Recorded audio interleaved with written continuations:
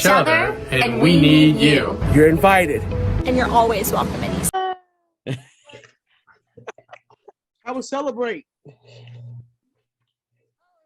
Good. We learned everything in the world about recycling that you ever wanted to know, and some things you didn't. Really? Yeah, it was kind of interesting. So this lady from Richland County used to work for the zoo and lost her job during COVID because she was in charge of all the like interactive programs, and of course there were, no interactive programs. And so anyway, when she took over this job in Richland County, things were quite different. And it's really interesting to hear her talk about the change. So used to be that they were sending the worst recycles to their vendor, they call them. And so, no, well, I don't know. I think she said it's Sunoco or so. Anyway, I may not have that right. She had pictures of it, but they were paying so much in fines because of how poorly people use the recycling options, putting in things that you can't recycle, that in her tenure, they've gone from being fined to actually they had made money. Now the market has shifted, and so they're not making money anymore, but they're at least not spending it hand over foot of our tax dollars. That's very interesting. Kind of interesting. Yeah. Yeah. So if you're in Richland County, you cannot recycle styrofoam, like egg cartons, cups, things like that. Yeah. Yeah. It messes things up. And no glass, no glass, no glass, no glass, no glass. Huh. There's only one vendor that takes glass to recycle. It's in Atlanta. And by the time you pay to have your glass shipped there, like if you even take it to a convenience center, drop-off place, by the time it's paid to ship to Atlanta, you have a bigger carbon footprint than if you had just thrown it in your trash. Because nobody does it. Well, you know what? We're using raw milk all of a sudden. Like it's a new thing we're doing, like straight from the cow, just raw milk. It's wild. Yeah. But I always thought they would send you that milk in a glass jar because that's the way my grandma got it. It's in a plastic container. I was like, raw milk in plastic container? That seems weird. Yeah, but that's because, they have no way to recycle it unless you return the raw milk. Are you getting it from the farm stand where you do coffee? Okay. It's good. It's very creamy. Very good. And I'm lactose intolerant, so I can't drink regular milk, but I can drink raw milk. You guys should try it if you haven't tried it. It's very good. I don't know that it's like, as far as fat content, I think it's it's like a whole milk. So I don't know that's higher. Well, it's milk the way God made milk to be before you do all the processing of it. Right. So I alluded to Fresh Vermont Air. The creatures that create that Fresh Vermont Air in my sermon on Sunday are dairy cattle. And so I had friends that would bring us just straight milk. Oh, yeah. That morning. So, wait. How long does it keep? It tells you on the thing. A decent amount of time, like 2 weeks, something like that. I mean, we're gone. We have it, gone before then, not even close. But, it's interesting. I'm going to give you guys, I can teach you guys something. I've done a little Michelle research. already has with the recycle thing. Yeah. So with whole milk, with raw milk, what it is when they pasteurize milk, they're basically making it to where it'll stay out longer at the grocery stores and go through all its processes. But in the process, it kills the enzymes that help your body break milk down. So when you get raw milk, it still has the enzymes in it that help your body break it down. So if you're lactose intolerant, you can have raw milk and still get to enjoy milk. Yeah. I mean, I think it lasts at least 2 weeks after we buy it. The expiration date says, I think it's 2 weeks. I don't remember it being that long, but I also don't remember it lasting that long. Like we didn't need it that long. You didn't need it. What, Ray? With baking. Oh, it'd be good. So when you come in, so here's a fun thing that we do is when you get it in the morning, it's not mixed. The cream goes to the top. So true cream is at the top. So before we serve it in a latte, we shake it. Or for the diehards that think it's fun, and it is good, you can pour the cream off the top into your just black coffee, and then you get to have your coffee with true cream, and it's like ice cream. It's good. It is the bomb. Yeah. It's There different. was Have no you ever- cow in the hood. There was not one. Okay. Welcome to Second Take at Eastlake, a podcast of Eastlake Community Church in Irmo, South Carolina. You are invited to join us any Sunday at 9 or 11. Not one. Yeah, you probably didn't have a lot of access to fresh out of the cow milk, right? Well, you know, that goes along with some privilege, I guess, because, yeah, I know all about raw milk. Have you ever seen a cream top bottle? Okay, so when they had glass bottles for milk, Yeah. okay, they have the regular, like what we're used to when you think of a glass bottle for milk, but then I have some at home. If I was home, I'd show you. But then at the top, there's another little thing. It's like a creamer on top of it, and the cream rises and fills that little thing, and then you can pour it off easy. Wait. Yeah. You have raw milk at your house? No, no, but I could, because I would buy it, but I have a bottle, a cream top bottle. But yeah, so not only did I've lived a lot of lives. So my family will tell you there was, yes, that you all have heard about the Philip makes known the biker stage, but then there was the crunchy granola mom stage. The Laura Ingalls stage? Oh yeah. Oh my gosh. We haven't even gone down that path yet. Yeah. Went from the pasture to the club to the No, pastorate. it went to the reverse. It went from the club to the pasture to the pastorate. Wow. I think we Okay. should put that on a t-shirt. Okay.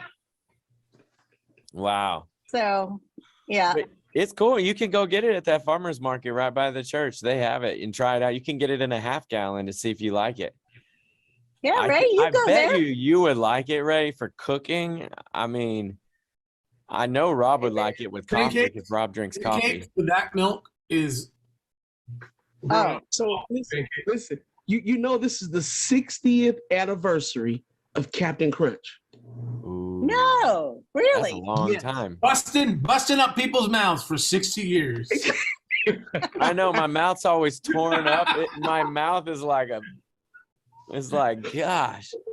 So I got my hand. I don't know if you remember when they first came out with Crunch Berries, they only had the red ones. It Yep. wasn't this multicolored stuff. Red. Well, there is right now, because it's the 60th anniversary, you can get a box of just the red berries. And so I have a box of the regular Captain Crunch. I'm gonna combine them. I'm gonna give me some raw milk, and I'm going to heaven. Where'd you get the berries? Was that an online purchase? No, it was actually, I think it was a Walmart purchase. Wow. Either Walmart or Food Line, but it's just a box of the red berries. It's a red box. It's not that oops blueberry box. No. I'm on the real deal. Give me That's the real what thing. I grew up on. The ones with the chemicals, the red dye that kills you. Come on, man. The granola moms are trying to eliminate. You didn't need a night light back in my day because you were glowing when you went to sleep. Yeah, we just dealt with it, All huh? right, Ray, I'm trying to find them in Walmart. That's awesome. Is Michelle frozen? I think she is. No, She's I'm there. not frozen. I'm just sorry. I'm hearing conversation in the hallway, and my brain went there. The peanut butter ones. They got the peanut butter ones too, Ray. Those were good. That's good stuff. That's the only kind of crunch berry besides the red one that ever should have been made. Correct. Well, all right, guys, let's do something valuable today, something that makes the world a better place. Let's see what wisdom we can gain. But before we do that, Uh-oh. Rob had our responsibility. So every week, if you go to Eastlake, which I'm guessing most of you do because you're watching this podcast, but this is on the World Wide Web. It's worldwide. We're platinum. So we do a thing called Our Responsibility every Sunday, which is basically like, okay, so you've heard a sermon. What do we do about it? What do we do about it? And so Rob this week almost did a rap. He No, almost rapped. Yes, didn't. Rob in the corner down there, the white guy with the hat. I didn't.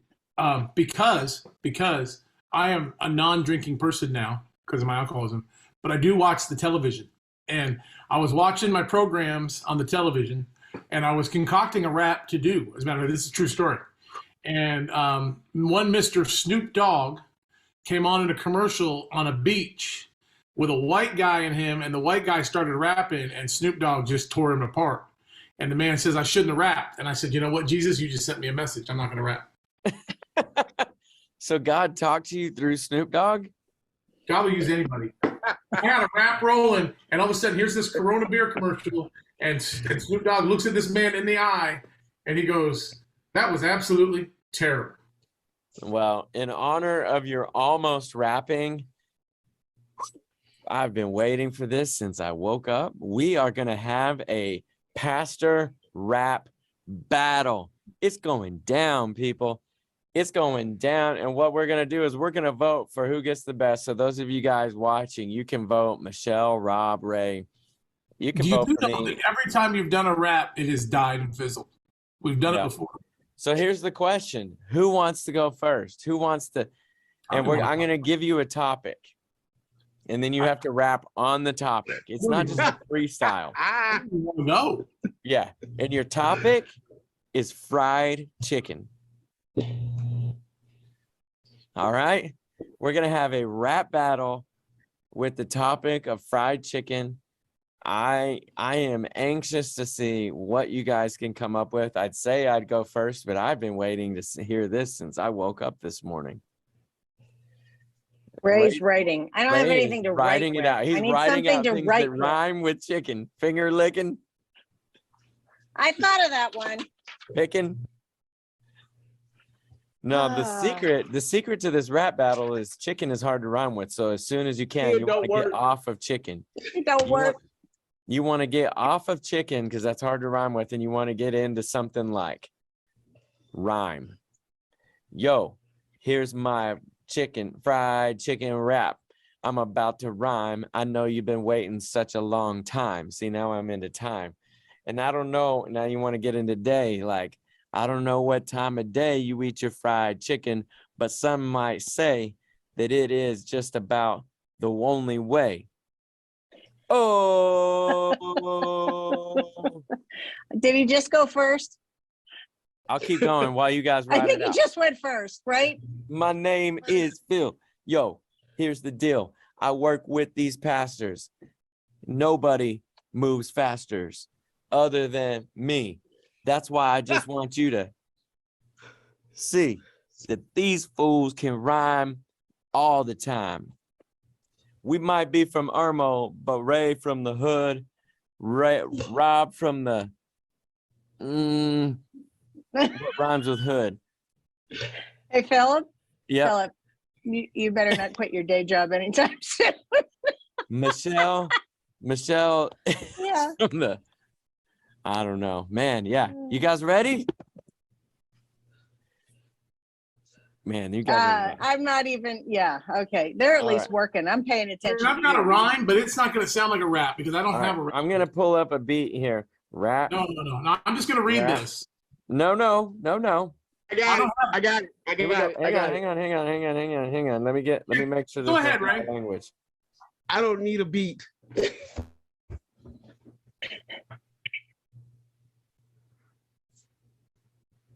It suppressed it.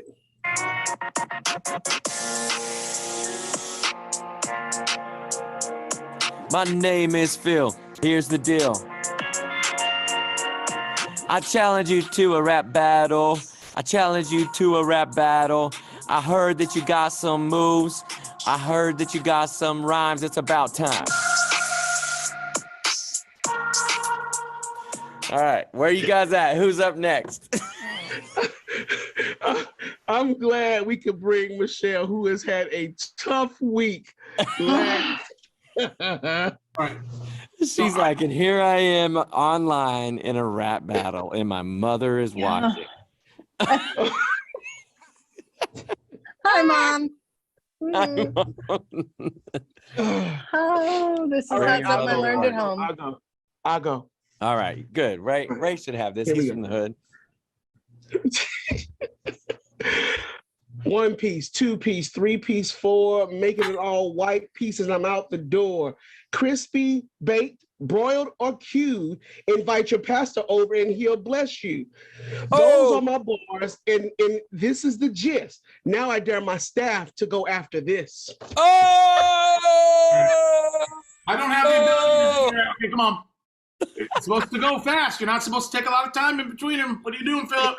He's on fire. He's on fire. Somebody put him out. Somebody put him out. I don't have the rhythm. I'm like Holy Spirit activate guy that we got on staff. But here we go. I got my chicken, your fingers you be licking, but I could be picking a banjo because Stephen King wrote Cujo, you know. So when you're eating, don't be defeating. Grab a leg, eat your heart out. You don't have to beg. Oh! The thing that sold it, it was questionable until he threw his tablet behind him. Then it was the commitment. All the way from PA. Oh, dear Lord. All the way from PA, Pastor Michelier. I hope I never have to get another job because this is out there now. All right, Michelle. Yeah, you what can't got? take it back. All right. What you got? So, Fried chicken Oh, is my. the theme, and you guys are voting online as we go. Who gets the best? okay. So I love fried chicken. It is finger licking. I'd like to go to Publix where it's nice and they have the right spice. But I better not be picking too much chicken because then it lives on my hippins.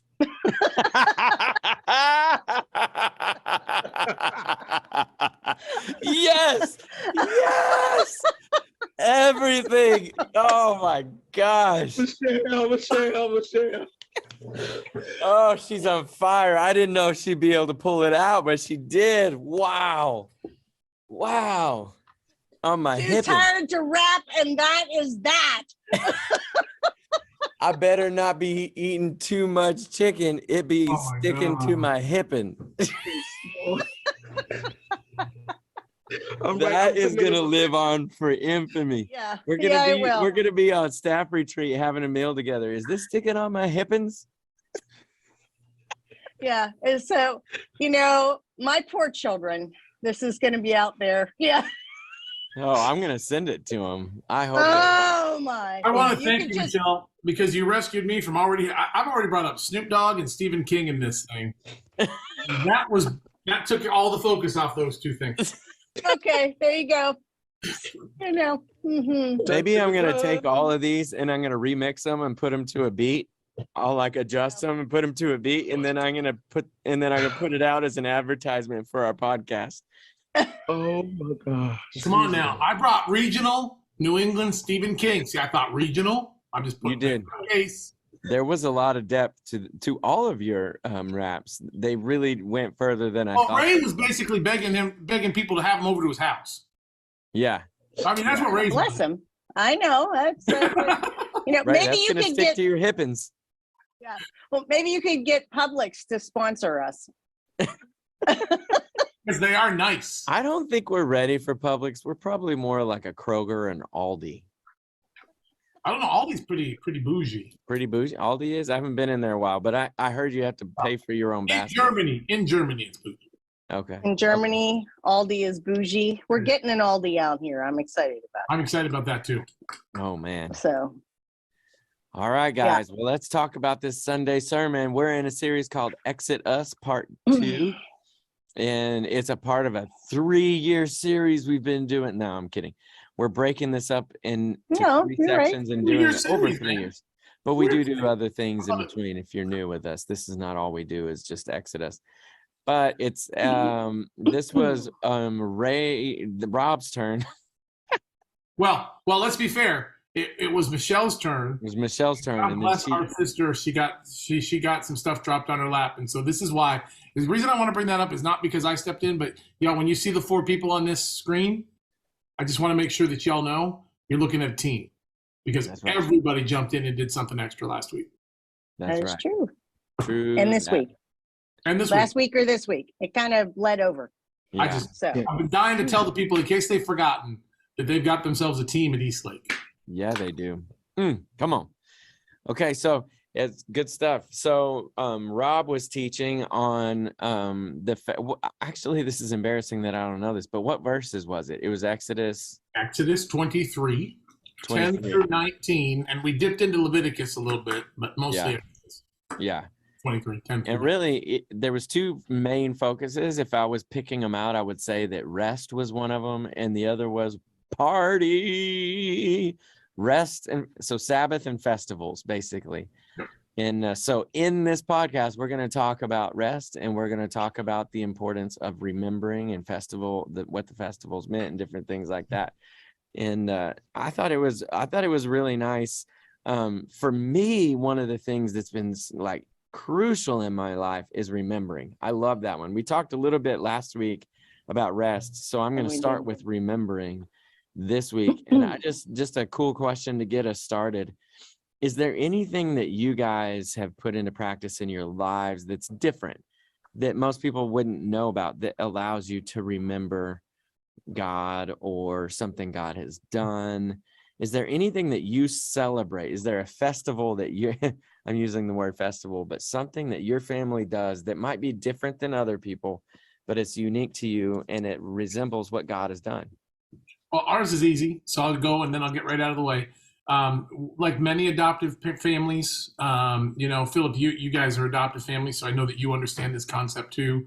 The idea of Gotcha Day, which is something different from a birthday, that is the celebration of the arrival of that individual in your family. Because Jacob gets it awesome 3 months, because we celebrate his birthday on December 7th, and then February 10th we do Gotcha Day, and we spoil him probably more on Gotcha Day than his birthday.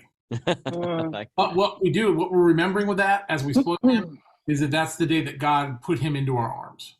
Yep. And so that is a big celebration for us every year. That's cool. And so, like, as it pertains to the sermon, that is pointing back to a thing that God did in your family's life. That's cool. Yeah. I think for me, I constantly have music playing. And whether it's in the background or I'm being really intentional about putting it on, because I just like to have music that motivates me to think or to dance or to just be reminded that it's not me, but it's him. And so staff already knows if I'm in my office, the walls might rattle a bit. Yeah, the pictures on my walls go boom, boom, boom, boom. Yeah. Ray's just in there remembering, having a festival. That's it.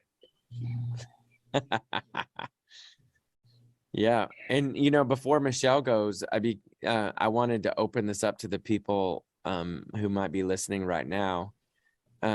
Type in if there's anything your family does that helps you remember God or something God has done. So you can type that in and participate. Sorry, Michelle. No, that's okay. I don't know that these two are necessarily reflective specifically of God. We do 2 things in the spring that have become tradition that are kind of funny. So one is the first appearance of the Cadbury cream eggs. I call the kids and say, it's the first sign of spring in our family whenever they come out, and I buy one for each person, although Caitlin doesn't like the cream eggs, so I have to get her caramel.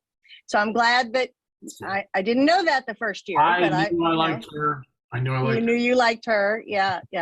So that's the early spring. And then we like to go to McDonald's for Shamrock Shakes. So that's like a family tradition. And I think my son to this day believes that I'm the reason that there are Shamrock Shakes in South Carolina. Because when we got here, life was hard. and I'm looking for fun things for my kids to do. And that's how we kind of develop these. These are just kind of fun things that we could carry on in tradition. I love And so we went to go to McDonald's for a Shamrock Shake our first year here, and there weren't any. And I have these two sad kids that are going through a life transition they're not happy about. So I am driving literally all over the area looking for, and Aaron truly believes that it's his mother going from McDonald's to McDonald's is the reason that there are now Shamrock Shakes in South Carolina, because they weren't here before. So there you go. Is it on St. Patrick's Day? No, just anytime, because sometimes if you wait till St. Patrick's Day, you don't get They're it. available now. They're wherever you can find an ice cream machine that's working. They're available now. Yes, that's the whole problem with McDonald's too. Yeah. So anyway, those are our spring traditions, and they're not God focused, but they are God inspired, because you have to do fun things even in the midst of tragic circumstance in your life, or you lose sight of the fact that it's not all about the tragedy. You know, so there's a time for grieving and processing those emotions and things, but then there's also time to say, okay, but we also need to have some fun. So I love that. That's cool. Our gotcha day is on kind of cool. It's on my birthday. Oh, really, how Yep. cool is that? Yeah, so they called us on my, so technically it was 2 days after my birthday, but we kind of, on my birthday, they called me. I was at work and said, we have 2 kids that are needing a foster family, and we would love for you guys. Are you interested? And that's literally, I mean, and they were like, their ages 1 and 2. And we need to know within a few minutes. If not, we need to call somebody else because we need to get them placed. And I called Kristen and I was like, "Are we good?" She's like, "Let's do it." And it was just like that. Boom. love it. And there were Nathan and Mandy. There were Man. Nathan and Mandy, and here we are, years and years and years later. Woo, Mm. three Wild. awesome dudes, people I love. Yeah. Yeah. Nathan might steal your Krispy Kremes if you're not looking, though. So be Might. careful. He might steal your Krispy Kremes right out of your hand. My man loves him some Krispy Kremes. Yes. I know what to get him for his birthday or gotcha day. Oh Man man, loves like, him some Krispy Kremes. you guys could speak his language so easy. Oh my gosh. Oh my gosh. Yeah. So Yeah. Oh, anyway, go ahead, Ray. Were you gonna say something? I just realized all I got to do is remember when your birthday is, which is in the same month as mine. And Yep. I got him. I got We him. got this. We got this covered. It's a miracle, actually, that you recognize that there's another birthday in that month, right? That's another story.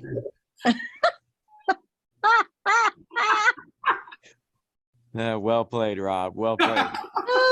I thought it was just 1 month of Ray.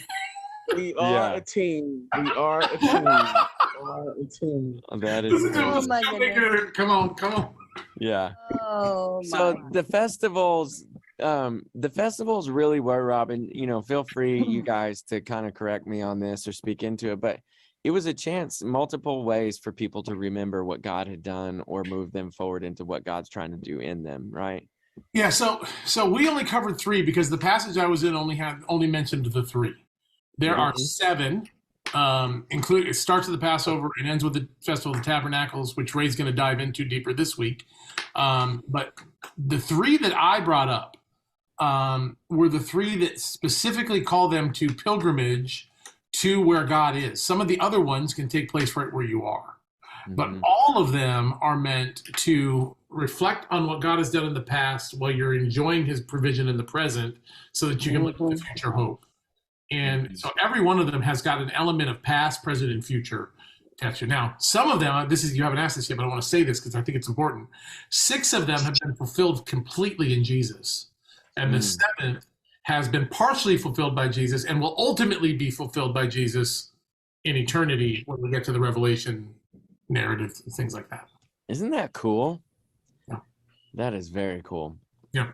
One of them that I enjoyed hearing you talk about was the Feast of the Leavened Bread. and just like the concept of leaven and how it infiltrates.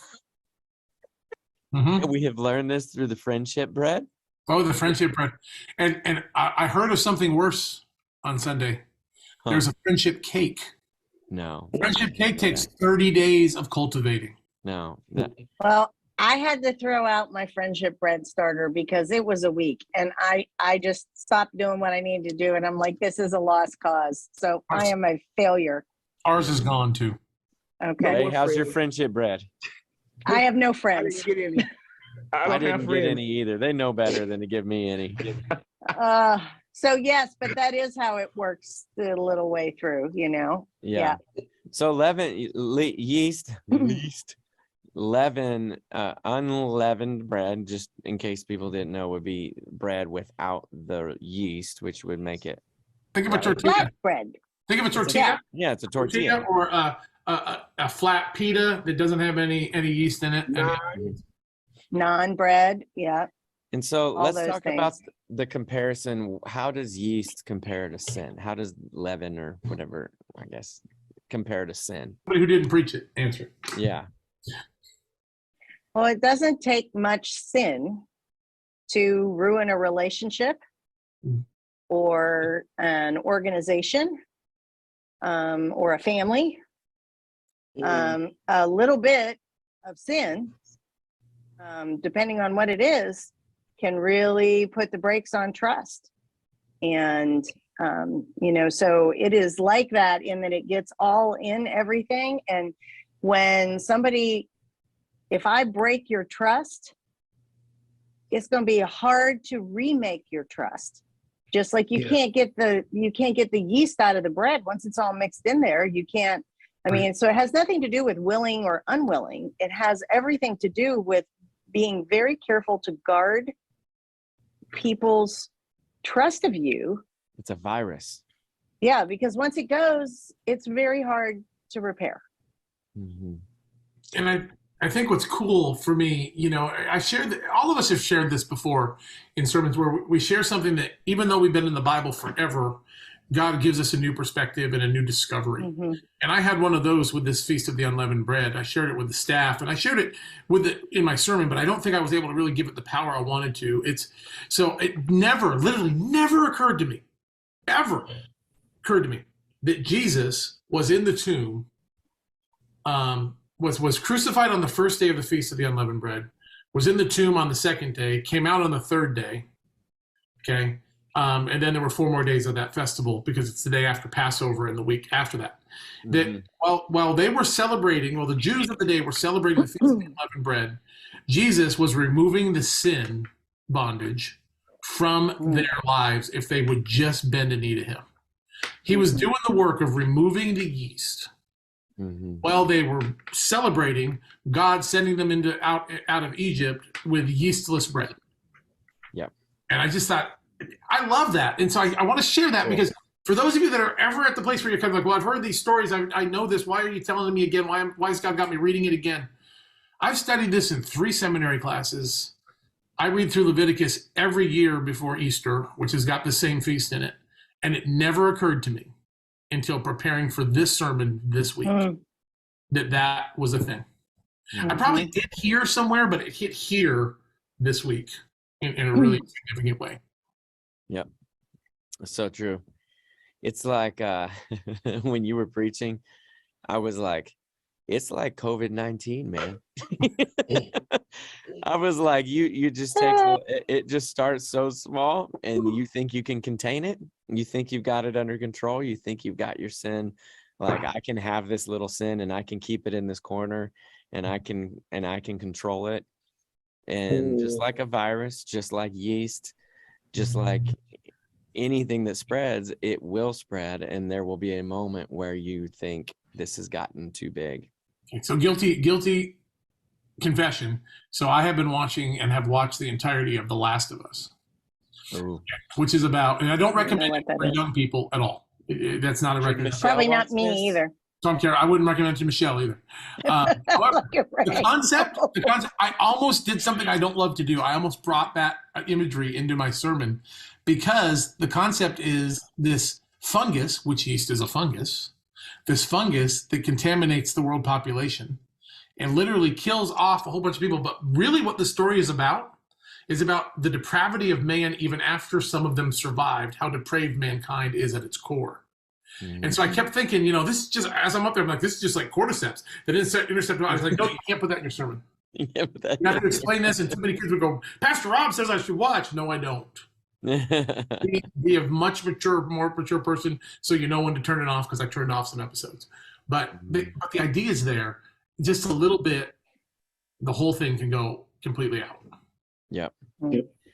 So, as a listener to this sermon and a disciple, as a member or a person who attends Eastlake, good question to ask yourself is, are there sins that in my life that I think I've got them under control and I can handle this? And if you are thinking that this sermon and this message, this scripture is a warning sign, this festival is a warning sign to, hey, no, don't play with fire. Don't play with it. It's like friendship bread. It will take over your life. Just kidding. But my personal example of that is we had that tree go down last May or whatever it was. The guys that came to help us clean it up just got tractors and put it into a big pile. And me and Chris Spears, who goes to our church and watches this podcast, we put it into a big pile, and there's so many branches and it was all tangled. And we had this fire going to just kind of burn it down and try to get it. Dude, that fire got pretty big. Both me and Chris were like, dude, I hope we can get this thing down. We did. Don't worry, guys. But sin is a lot like that. Like, you think you've got it under control. A lot of us do, or we wouldn't do it. What is the statement that we used to say, or I've heard many people say, it takes you farther than you wanted to go, costs you more than you wanted to pay. Keeps you longer than you wanted to stay. Keeps you longer than you wanted to stay. Yeah. So, yeah. And even if it's not what one would consider or scripture doesn't consider sin, think about, is there something that allows you to get puffed up? That's like pride. A little too much of that can lead to sin. And so just think about that. If there's no hardcore thing that you're doing that would be listed as a sin, think about, is there something that in relationships has been destructive in you having good relationships with people? And primarily it ends up being our pride about something, whether it's pride about our kids, pride about our experience, or whatever it is. You let in a little bit of pride, you need to be careful. So true, man. So true. So here's another question. Another piece of this sermon was about we're talking about remembering. Another piece was about rest. And I thought on Sunday, this would be fun I would enjoy hearing this from you guys, and I hope that our listeners would, of just like, what do you guys do, or what is something you're doing right now that you would put in that category of giving you rest with God? Like, not the kind of rest that's like, I'm busy, but like, what is a soul rejuvenator for you right now? Is it a book you're reading? Is it, what is that for you like now? And because I think that our people might enjoy, like, ooh, I should try that, or I haven't read that book, or I never thought about doing that. Is there anything for you guys right now? Michelle's like, I need rest right now. I need to get off this podcast. He's like, when's this thing over? I could really use that. Man. Michelle's been busy. But we didn't let her off the hook. We said, we will see you at the podcast, Michelle. Yeah, it's all good. It's all good. If Michelle was a dude, she's not a dude, but if she was a dude, I would be worried that right now she would be one of those people that disappeared into the forest and came back with like a beard so big you didn't even recognize him, like a Forrest Gump beard. And you're like, has anybody seen Michelle? I don't know. I haven't seen her. And then like she just rolls back a couple years later and you're like, Michelle? Pushed her off the edge. Oh my goodness. Well, Phil, I think it comes back to rhythms. You know, for me, it's not so much a thing as a rhythm, and that's really what the message was getting at too. That's what this passage is getting at. That's what Michelle was talking to us about a few weeks ago. Is this idea that God has built in a rhythmic method that should cause us to rest, and it even goes so far as to rest the land, which I love. I mean, he's looking at the whole creation and he's bringing rest. So for me right now, rest looks a lot like my normal rhythm of getting alone and walking. But what I'm doing now more than ever before, it used to be worship music. And it still is a little bit, but, you know, just when I would walk, or secular music that brings me to spiritual places, you know, kind of thing. But it's podcasts. And so right now I'm listening to 2 or 3 different ones that speak to 2 things that are important to us. Like one of them is really kind of about the racial reconciliation, but it comes from a spiritual bent. A podcast called Black History for White People, which is a great historical that digs into the biblical methodology addressing that. And the other one is one called Bible Words, which takes a look at words of the Bible in their original language and doesn't like over geek you out with Hebrew and Greek, but tells you the Hebrew and Greek in modern layman's terms. Those have been really big for me on Sabbath type days, to just listen, absorb that and enjoy it, and usually one right after the other, and just let that sink in, because it's just causing me to love people better. And that's really what I need to do when I'm resting is be with Jesus so that I can love the people around me well. That's cool. I like that. Any of you guys have other? I have a podcast list of things, and I have some audiobooks, which at the same time, I'm not that fond of audiobooks. I can't mark up stuff. I gotta try to catch clips to treasure them. And when you're driving, you can't do that. So I'm doing that. And of course, listen to music. Part of my rest rhythm is to just really slow down. So on Monday, I don't move like I do through the rest of the week. I wake up whenever my body says get up, or when God says get up. I will make my way up to my prayer closet and read, listen to music there, fall asleep in there. I'll go to the grocery store, pick up whatever I need to pick up. And I mean, it's just a very unhurried day. And then at evening, I meet with my life group. And so those are refreshing and life-giving to me. This past Monday, we had our prayer experience because I've been gone, and they were busy. So we walked through our subdivision, and we met some people out walking that we stopped and prayed with. And those are like my rhythms. That's cool. I like that. So in a busy season, in a normal pace, I like to have a specific day that I Sabbath, and I have some things that I like to do. At a busy season, for instance, like this my weekend is usually Friday and Saturday, unless there's ministry and I have to move things around. But I'm going to be on the CIU campus for this certification all day Friday, all day Saturday. So then I've got to find other ways to work rest in. And so it might be that a morning that I don't have appointments, or I'm working in the evening, that I don't set my alarm and get up a little later and get started a little later. Because if you can't go, from 7 a.m. till 9 p.m. every day of the week. You could in ministry do that, but it's not healthy. And so I've got to look for alternative spots. So like you guys are going, some of you, Ray and Rob, are going to a conference next week that I really wanted to go to. And the Lord, in his wisdom, when I prayed about it, I just felt this sense of like, something isn't right here. And when I prayed, I felt like the Lord said, no, don't go. Well, now in hindsight, I understand that. So you guys are going to be up there. I am going to take a couple of days off, and some of that will be rest, and some of it will be doing some things I need to do, which is what I had in mind. But I think that, you can't be legalistic about it. You have to be willing to flex. There's emergencies, there's things that happen in life.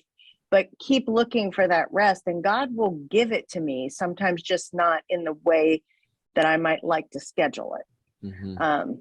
So That's a good word though, Michelle, for you, because there's a lot of people who can probably relate to that. Like not everybody's week is predictable week after week. Right. Some people's are.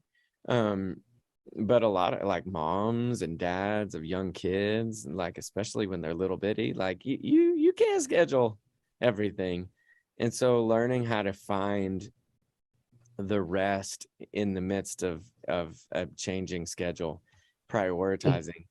I love, one of my favorite things is whenever I have something scheduled and it gets canceled. You know, oh, that is, I found money. It's like a yeah, gift. it's like finding money in your laundry. You're like, oh, nobody saw that 20. Whoop, whoop, let's go. Yeah, I love that. It's the same thing. And it's, but my life might be, I usually have quite a bit of a good Saturday Sabbath, but there's a lot of times that I have to find it somewhere else. And believe it or not, I love Mondays, even though technically I'm working on stuff that I need to work on because there's nothing else really Or that you going on, love. or that Yeah. I love. It's my chance to kind of like listen to music. Like this last Monday, this one that just happened, I'm working on Easter stuff, and I listened to music for at least 3 hours, just seeing new stuff. It was low pressure, you know, like I don't feel guilty about it. I just listening, seeing what's out there. And so even though technically that is my job, that is a very life-giving part of my job. You know, I love Yeah. it. That is not work. I would do that no matter what. So yeah, Go ahead. Michelle? Well, I was just thinking, you know, there's two components to Sabbath, and learning to rest is important because it refuels us. But there's something else that resting does, because it's letting go and letting God provide. And it's saying, you have me, which I think is what Rob was covering in the festivals. Mhm. And so often, Philip, you just mentioned, like, if you've got young children, you know, Mhm. how do you rest? Well, it's got to look different. And one of the values of learning to rest is just learning to be dependent on God. And I was listening to a podcast, and it was talking about rest. In fact, I think it's the Practice podcast with John Mark Cromer. You know, he's got this new thing that he's doing. And he was talking about a book where this guy, might even be the guy that wrote this book, Ronald Rolsheimer, and he was in a monastery. And he came back from the monastery and he realized that his mother had a level of peace and rest that exceeded his. And she had never been able to do that because she had a big young family around her.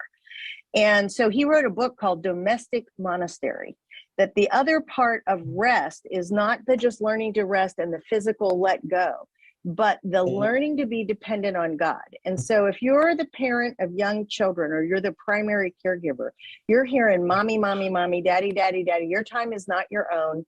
You don't get to plan anything. You live in response to their needs almost. And he was saying that is really refining for people. And so, you know, I think it's important not to lose sight of the fact that Sabbath and festivals and things are not only just about giving us physical rest, but they're about conforming us into Christ's image. That's it. Yeah, and I think we make the mistake of thinking staying in bed all day means we Sabbath. And let me say, there could be, if you're at the burnout, that the first part of a Sabbath rest for you that God puts you on is extended sleep and physical rest. I'm not saying that's not Sabbath. I'm saying that's not all Sabbath is. Sabbath is oftentimes very active. You know, I think back to last Monday, not the one we just left, but the week before, where all of our days were interrupted by the tragic news of John Hunter's death. And I never felt like my Sabbath ended that day, even though I was on the phone a lot, because what ended up happening was God was sustaining me through the processing, and, you know, sent me out on a 2.5 hour walk where my wife was getting worried about where I was. She couldn't even figure out where I'd gone. And I was doing more talking on a day off, because Monday's a day off, it's not just Sabbath day, with individuals, including some of the people on this screen and other people I care about, than I do during a regular workday sometimes. And I still felt as rested as I do on a Monday where my phone doesn't ring once. Because it was about the time Jesus had me in his will, and I was listening to what he was telling me to do. And then when I got home from that 2.5 hour walk, I put that phone away and I started working on a sermon I didn't know I was preaching until that day. But it all felt like the same amount of rest, because I'd slept in not knowing my day was going to get interrupted. I had done the rhythms I normally do, and then God said, okay, that's over now, here we go, new rhythm. And I think that's really what these festivals are about, are finding God's rhythm. And certainly taking physical rest. Like when the land gets rested, it rests. You know, when we're told to take a day off from work, it's a day off of regular work. But it's not a day off from God. It's actually a day dedicated to doing whatever he tells you to do. And we all have time for that, even in the middle of crazy hubbub of life. We have the ability to do something that God told us to do for part of our day. Yeah. Even in the routine of the day. Sometimes it's also like getting rid of what I call, and I've heard other people call, like a Messiah complex of like, I have to do everything. Right. It's going to fail if I don't do it. I've got to get in there and get this done because only I can do it. It's like, nah. Yeah. So the Sabbath can also be teaching you that no.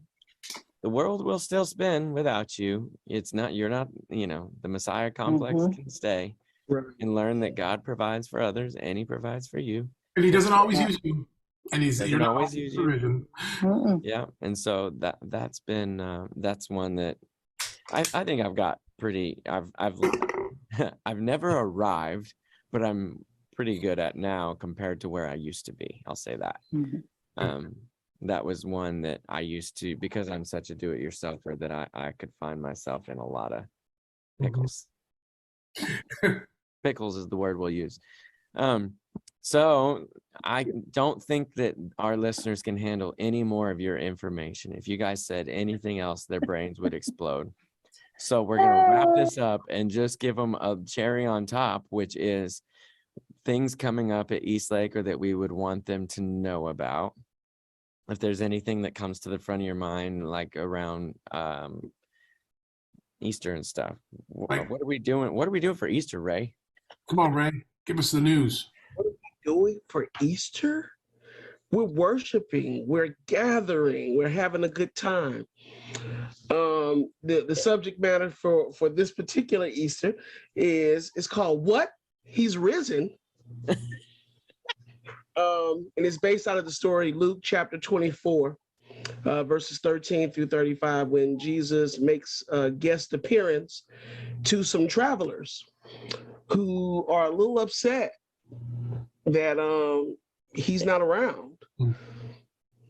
And some other folks who are in somewhat disbelief that he rose from the grave.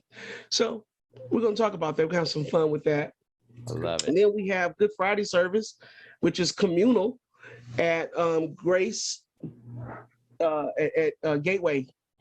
Yep. Gateway on Dutch Fork Road with our friends over there, Pastor Don Brock.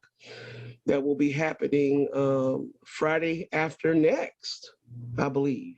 It's 30. It's 1, 2, 2. There's this it's one. 3. One more. Well, yeah. Not this Friday, but not the Friday after that one. Yeah, it's the 7th. Friday after next. The 7th. Because on the 31st, which is 3 Fridays away, is Easter Jam. There we go. Which is the family thing. Which is at Eastlake. And it's our family. It's our family show. We're gonna bounce houses. By the way, do y'all know we just went ahead? We bought a bounce house. Like we have a bounce house on the premises now. It's a glorious thing. So that we don't have to rent them because it's getting so expensive to rent them. We're like, so when is the staff day to just play in the bounce house? We're gonna need to figure that out, Ray. But we got so many. We're gone next week. We're gone the week right before that. I mean, it's crazy. I mean, we got to play with it though. I agree with you. I just can't throw my back out. Maybe somebody could lead us in some stretches beforehand. It's for the whole family. Bring your kids. Let's have some fun. There's a great drama going to be done that Laura's team's put together. That's pretty cool. So those are the dealios. Celebrate experience just happens. We're not telling you about that. But thank you guys for tuning in with us. I've really enjoyed this. We're a little more awake this week. Last week was hard for me, at least. I wasn't awake. I'm thankful. I was not really pulling too well last week. I was fresh out of a thrown out back. So we're glad you guys are joining with us, and hopefully you enjoyed it. We'll do it again someday, like next week. All right. Like next week. Yeah. All right. See you later, everybody. Bye-bye. Bye. Good night.